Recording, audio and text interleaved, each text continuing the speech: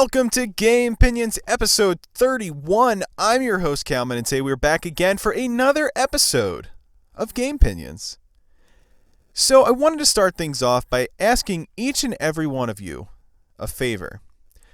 So the podcast has been listened to, and the stats show that people that listen to this podcast tend to stick around for the entire duration of the podcast. So I kind of was curious at who was listening in on this podcast, because it seems like it may or may not be the same people each week. So I just wanted to go ahead and just ask you guys if it's possible to head on over to ApplePodcast and just leave us a review. It doesn't have to be super detailed. It doesn't have to be a 5-star review. It doesn't have to be, a paragraph long. Just a small, simple review about what you like or dislike about the podcast. If you guys really love the podcast, sure, give it 5 stars. If you think it, needs improvement, then just rate it accordingly. But I just really want to get an idea of who's listening in. And if you guys do end up writing a review, we'll definitely be reading them out on the next episode of Gamepinions, Gamepinions episode 32, and then the following episodes after that, depending on when the reviews go up. If you guys can do that, I am going to be very happy. I'll be a very happy boy. And you guys are going to, definitely get your reviews read out here over the podcast airwaves. So that would be amazing. Once again, if you guys don't want to do it, I still love you. It doesn't matter. There's times where I don't really want to do anything. I'd rather just enjoy whatever I'm listening to, and that's fine. So if you guys don't want to do that, don't feel pressured to do it. Just, sit back and enjoy the show. The fact that you guys are listening in and really, sticking around for the duration of the podcast, I honestly can't really ask for much more than that. But if you guys could leave a review, greatly appreciate it. So I wanted to have a little bit of housekeeping, and this is going to be a very small segment. I just wanted to let you guys know that I'm working on a solution to getting my co-hosts in here.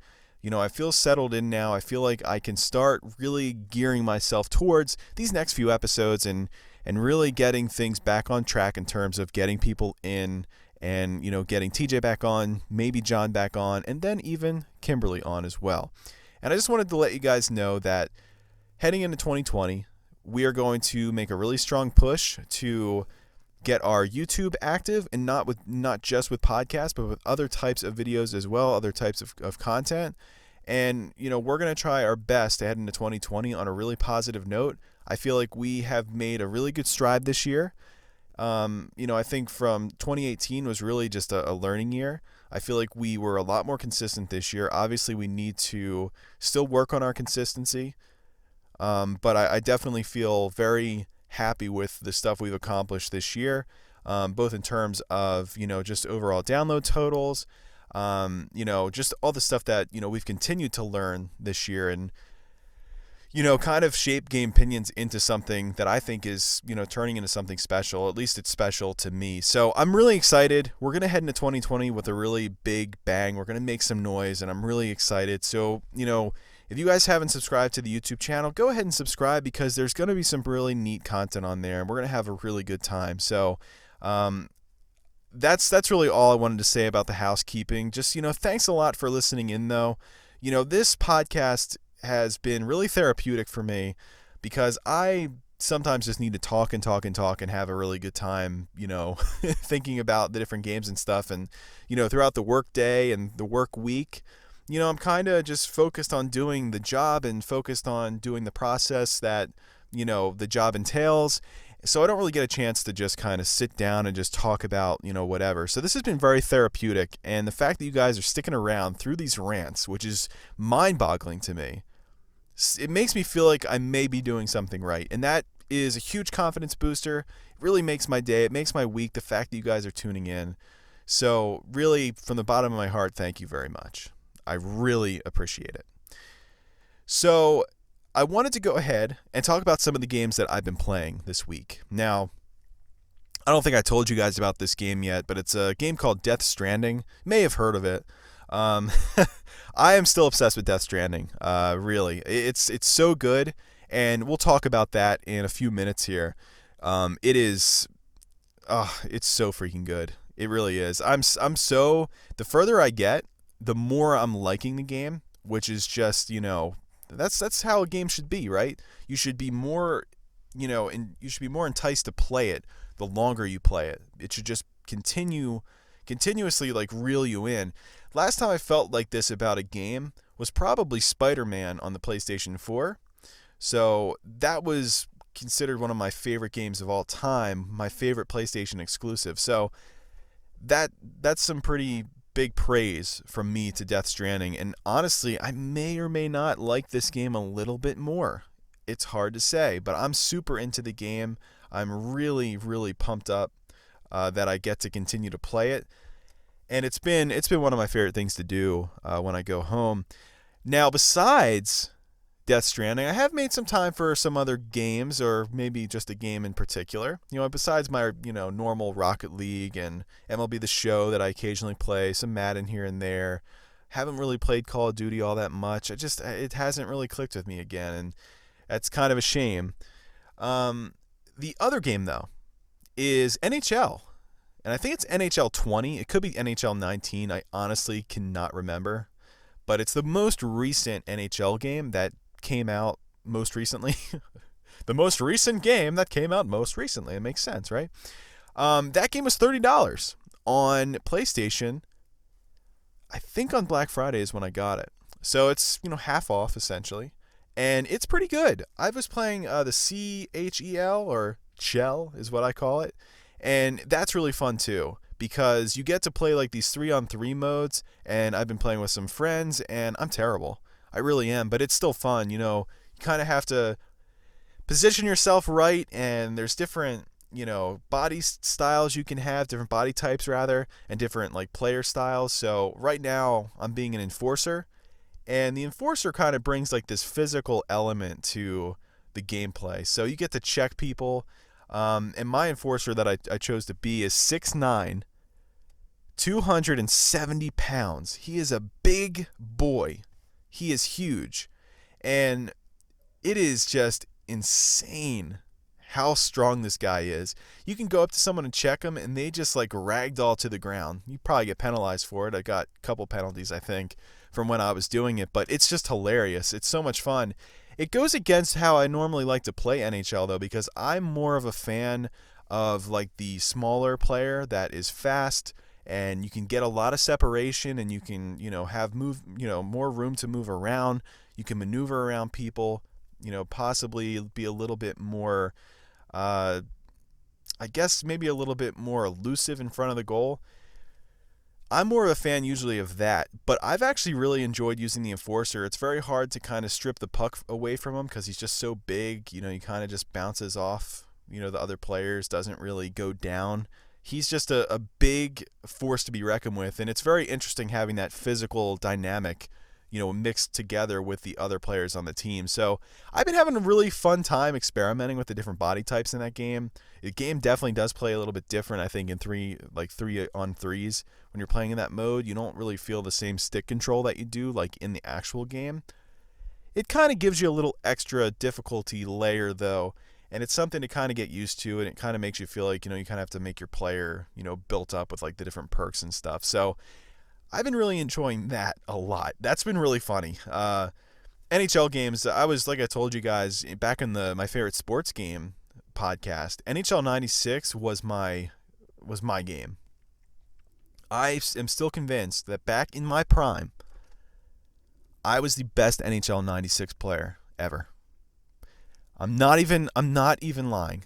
I was so good at that game because I essentially cheated, but it was in the game. It was a way to play the game. I just knew when the goalie wasn't going to be covering a portion of the net, and I knew how to put it in. So I'm just saying that I will, just to ensure every single one of you, the skills from NHL 96 so far have not really translated to NHL 19 or 20, whichever one this is. I think it's 20. Maybe I'm wrong. I don't know. So I just want you guys to rest assured these skills did not transition very well. So, but I'm still having a good time, and that's the most important part. I'm having a really good time, and I'm enjoying it, and that's the most important thing. So now we're going to talk about the primary news topic today. This is what the podcast is going to be named after. And this is kind of huge because for the first time since, I think, 1990... Let me look this up so I don't ruin it. Since 1997, July 1st of 1997, MLB The Show is no longer going to be a PlayStation exclusive starting as early as 2021. How crazy is that? This is a big franchise for PlayStation too, which is pretty crazy. And originally it was called MLB, just straight up MLB, and then I guess once the show hit 06, it became MLB The Show. Pretty insane that this game is not going to be a PlayStation exclusive anymore, but it kind of makes sense. I guess the licensing is up on the MLB license, so there's a lot of different things that I think kind of came into play with this that we'll kind of go over and discuss. Nothing concrete, but it kind of makes sense that there probably was another company that is smelling the chum in the water and was kind of inching closer to possibly reclaiming the MLB license. EA. So this is from the MLB Communications official Twitter. And let me go ahead and pop open this little picture here. It says, for immediate release, MLBPA, Sony Interactive Entertainment, and San Diego Studios announce multi-year, multi-platform video game partnership extensions. New York, San Diego, December 9th, 2019. Major League Baseball, the Major League Baseball Players Association, Sony Interactive Entertainment, and San Diego Studio jointly announced today that they have entered into a multi-year extension to continue development and distribution of MLB The Show, the award-winning, officially licensed video game. In addition to the historic expansion, the long-standing partnerships will bring MLB The Show for the first time ever to additional console platforms beyond the PlayStation platforms as early as 2021. Complete details will be announced at a later date. San Diego Studio has been creating officially licensed baseball video games enjoyed by millions of fans for more than 20 years, with MLB The Show 20, which will feature the Chicago Cubs star Javier Baez, I think that's how you spell his name, or say his name, probably not, as its cover athlete. The studio will be commemorating the 15th anniversary of MLB The Show's franchise next year through a variety of unique promotions and new gameplay features. MLB The Show is officially licensed by the MLB and the MLBPA. Follow MLB The Show on Twitter, Facebook, and Instagram for the latest information and updates. Very, very interesting. And both Phil Spencer and Nintendo of America made comments about this. Nintendo of America showing a little baseball emoji. I could totally go for a Switch version of MLB The Show. I'd buy that in a heartbeat. My favorite way to play MLB The Show was actually on PlayStation Vita. I remember playing it, before my college classes. I'd take my Vita to college. I'd be sitting there playing some MLB franchise. It was amazing. I loved it.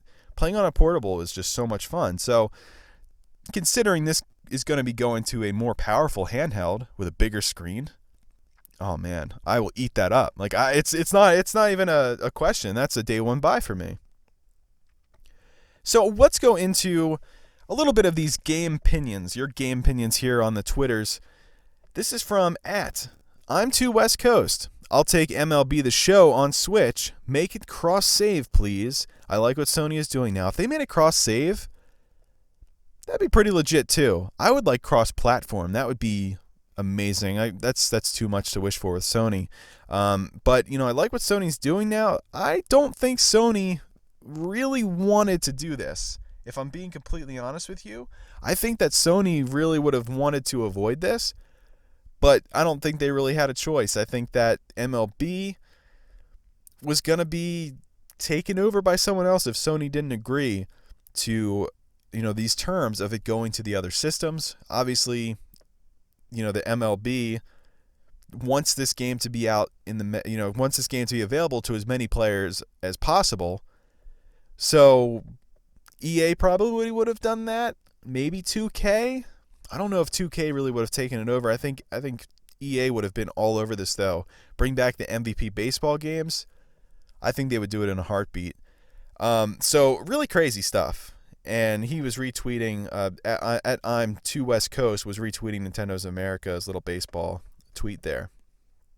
So this is another one, at TrueGamer111. The worst part of MLB The Show going multi-platform isn't that news in itself. It's the people that are always wrong. They'll try to use it to convince others that Sony is going down this road of non-exclusivity. I have seen that too. I've seen a couple people say that, and it's just not true. This is really just the MLB really forcing Sony's hand. It's like they said, you can keep this game and allow it to go to other platforms, or we'll give it to EA. That was basically what happened. I can almost guarantee it. I can't prove it, but, I mean, come on. You can kind of use 2 and 2 and put 2 and 2 together, where this was just a forced move. I mean, they had to do it.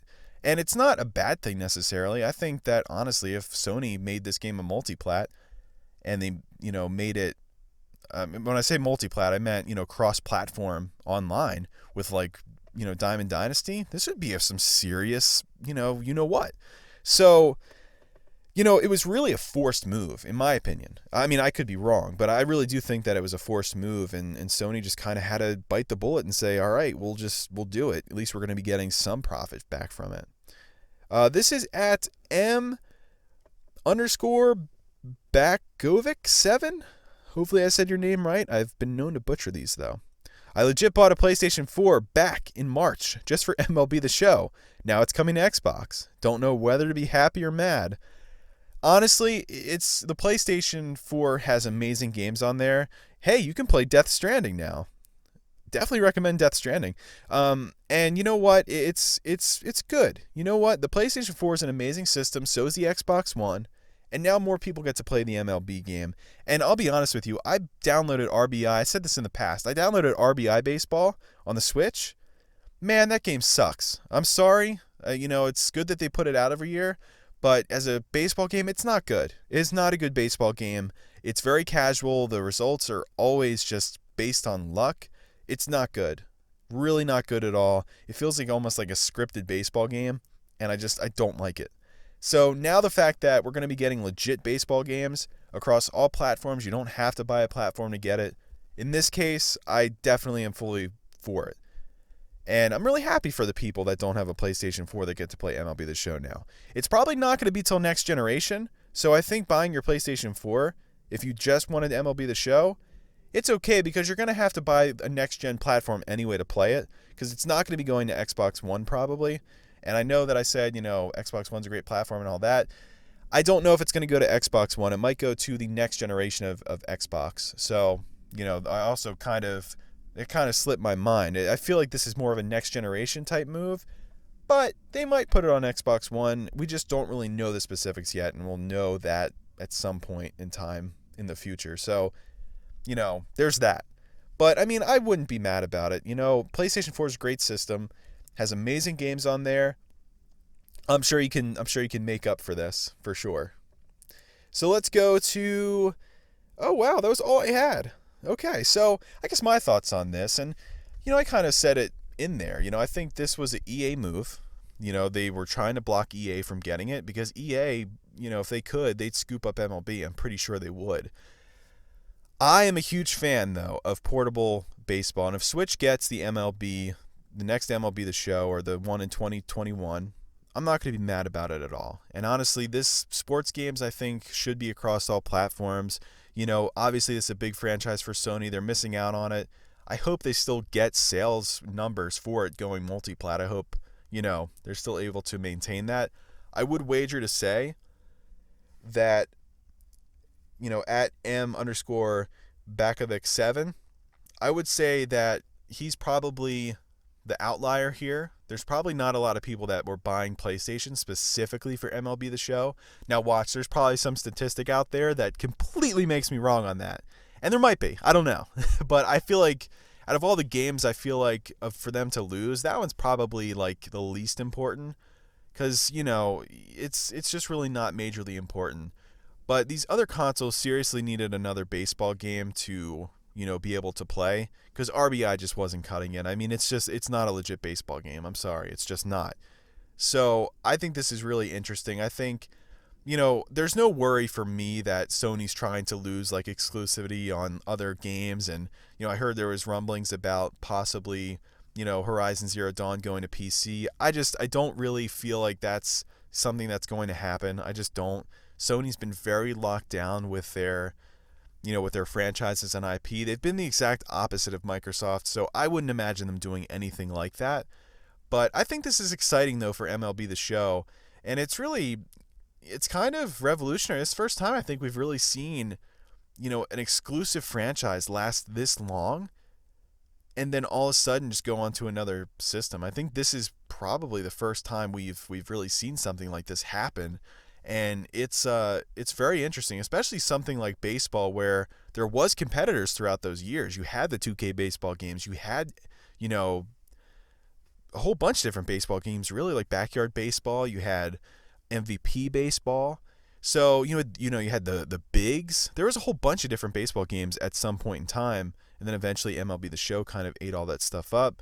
And, now we're left with MLB The Show on PlayStation. If you have PlayStation, or at the time like a PlayStation Vita or a PlayStation Portable back in the PS2 days, that was pretty much, your go-to thing. But I think even after MVP Baseball died, I think 2K still had some rights to the baseball franchise, after that point. Somewhere along the line they lost it, and I didn't research that for this podcast. So it's very interesting, though. It's very strange that, that this game kind of maintained that exclusiveness for so long. It feels like such a weird game to be exclusive on a system. I've always kind of felt that. But there was just, I don't know. MLB The Show always had this kind of polish. And part of me, is a little bit concerned that now that they have to bring it to other systems, things might be a little bit rushed. Things might not be as, good of a quality as we're used to now that you're kind of, spreading yourself thin. And, I feel like most of the systems are very similar to develop for at this point in time, where I feel like it's probably not going to be an issue. I feel like they do pride themselves on making a really solid baseball game. There's certain things I wish they would kind of improve upon. But this is going to be very interesting. My biggest wishes for the game, though, cross-platform play. I think Diamond Dynasty would be really awesome. I think connected franchise is something they need to add to MLB. I think with this movement, I feel like a lot of people, to stick around in baseball, they need more modes and more features, and I think a connected franchise with baseball would be very fun. And even connected modes where, you're playing your Road to the Show, with, multiple players. So you have your player, and then you can, play in the same world as the other players. You guys can play against each other and all that. I think it'd be very interesting, or maybe on the same team. I think that'd be very fun, something to kind of, rejuvenate the Road to the Show. Even though I think the Road to the Show is very, very good, and I wish Madden had something like that. So, it's interesting, but it's, an EA move that, it's an EA forced move almost, because, I mean, if they said no to this, they're going to lose the licensing, and then they get nothing out of it. So, and then they're going to have to live with an EA baseball game on their platform after 2021. So, that would be bad. That would be really bad. So at least this way, they're still getting something out of it. Maybe PlayStation 4 will have some kind of exclusive modes on it or exclusive features. But the thing is that for us as like players, I mean, unless you're all in about like console wars and stuff and you're bragging about a baseball game, I don't really think that you should be too concerned. It's something where it's still available on PlayStation. If this was just going to other platforms and not PlayStation, and PlayStation lost the rights to it, I think I'd be a little bit more upset about that. But the fact that you can still play it, you can still play it, and you can still have a good time, and you can still enjoy it, and, now other players get to enjoy it too. It's really not going to have a big impact on us. Sony has plenty of other exclusives that will remain exclusive, so don't really worry too much about it. I'm really not worried about it. But definitely thought it was interesting, and I would definitely buy the Switch version, though. No doubt in my mind. That would be a day one buy. Simple as that. I'd love to buy a Switch version of MLB. I would say that like a million times. I'm going to be saying that every podcast from now on. MLB The Show on Switch 2021. Let's do it. So, yeah, that's pretty much all I wanted to say about MLB The Show. Thanks for the tweets out there that I was able to dig up out there on the Twitters. And I want to go ahead and just, if you guys haven't played past, Chapter 4 of Death Stranding, it's time for you guys to leave. And I'm sorry, but there's going to be some spoilers in here, and I need to talk about, what's going on. So we're starting right now. So I picked up on Death Stranding. I ended up going through the parts where I met Conan O'Brien. I got my little hood, and I got like the sticky gun shipment and all that. And now I just ended up getting that bomb from Higgs, the nuclear bomb that was addressed to Fragile. We threw it in this giant tar pit, I think near South Knot City or something. I think that's what it was. And it sunk down and blew up and all that. And then we went through this crazy tornado.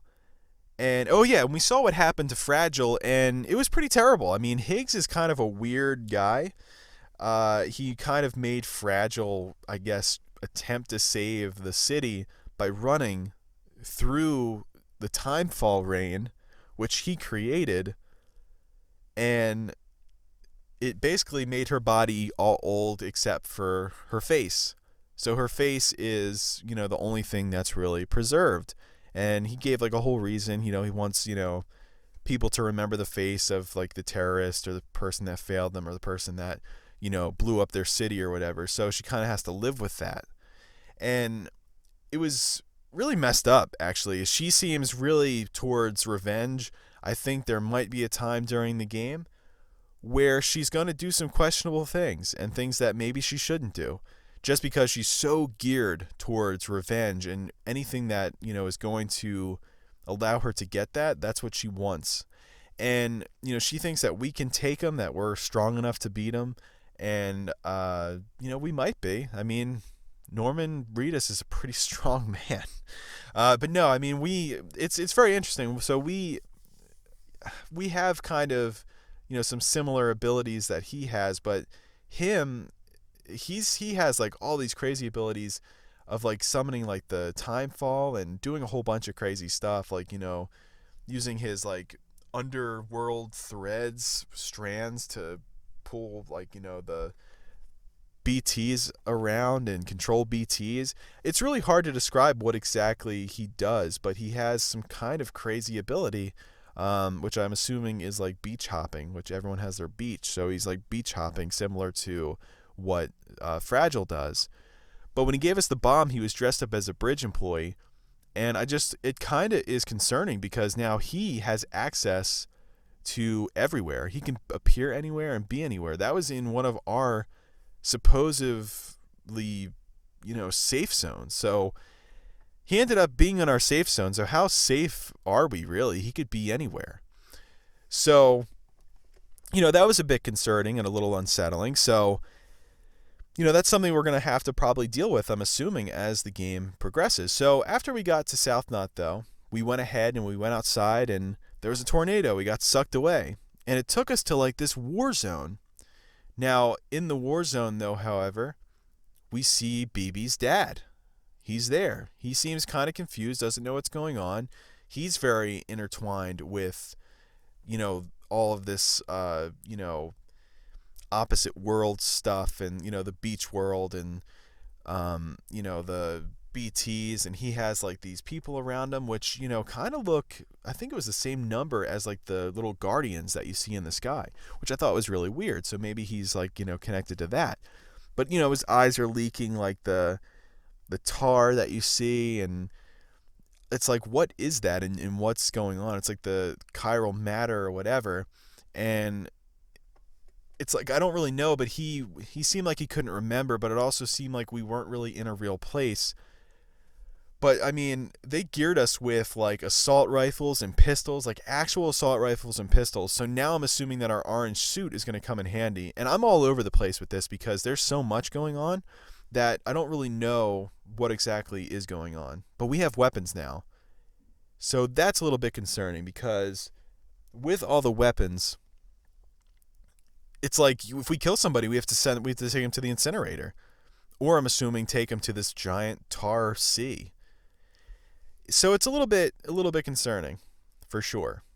And I don't really know what is going to happen from here on out. But essentially, we came back from the tornado and like this vision where BB's dad tried to take BB off of us, and essentially we came back, and Mama, who I don't really remember she's kind of like like a technician or something. She develops things. I don't know. Everyone develops something. But she basically said that we were only gone for like a few minutes. Like we weren't gone for long. We were gone for a long time. She said we just kind of disappeared for a second and now we're back. So they think that it has to do something with our cupids and then the instability of our connection, because our chiral network is increasing beryllium density, which is making things unstable and making things, messed up. So essentially, we could be making the situation worse by connecting all these people. But it's kind of like a damned if you do, damned if you don't. And then Mama also, she shows her scene where basically she was in the hospital, I guess, giving birth, and the building collapsed, and it killed her baby. She was pregnant. It killed her baby. And her baby ended up saving her as a BT, and she also has a connection with the BT. So the baby is not like injuring her or anything. And I think the baby was actually breastfeeding in some bizarre type of way. So it was a very bizarre scene. I mean, pretty much like everything else in the game. But it was weird. It was like communicating with her. But it seems like she took our blood sample to possibly give it to the child when we were leaving, which would essentially kill it because BTs can't be in contact with our blood. So I think she may have killed her baby that was already dead, if that makes sense. So basically sending her baby back to the other side. Not really sure 100% how it works yet. So I don't know if it's really killing. It might just be sending back. I don't really know. But for whatever reason, they go away when in contact with our blood. Very weird. But now we have a zip line. Long story short, now we have a zip line, and we have an updated Cupid. We have to go up a snowy mountain to get to, I guess, to like the different areas, and then get new data for our Cupid, new software update. It's basically a firmware update for our Cupid that makes, I guess, the chiral network a little bit more stable and not as crazy.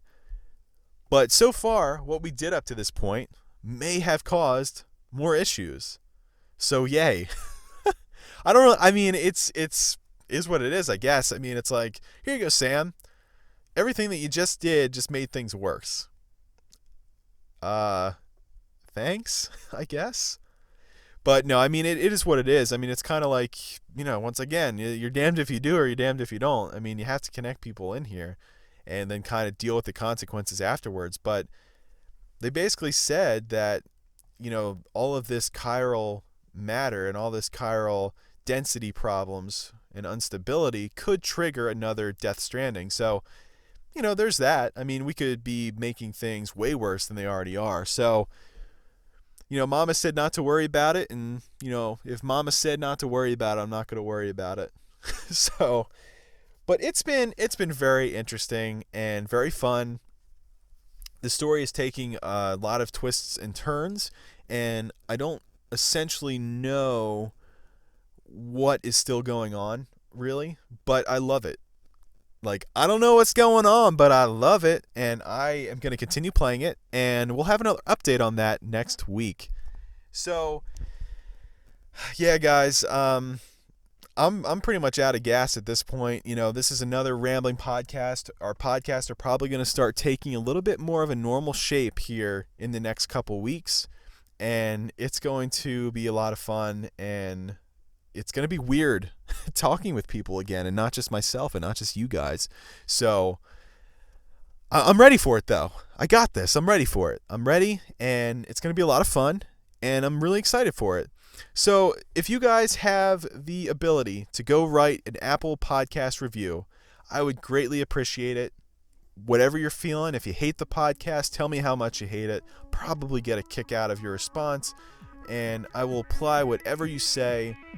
I'll keep it in mind and try to make the podcast better. If you guys love this podcast, well, that's awesome too. A 5-star review would be amazing. And really just, let me know that you're here. It gets lonely on the other side of this microphone. Very lonely. Well, guys, until next time, keep on keeping on.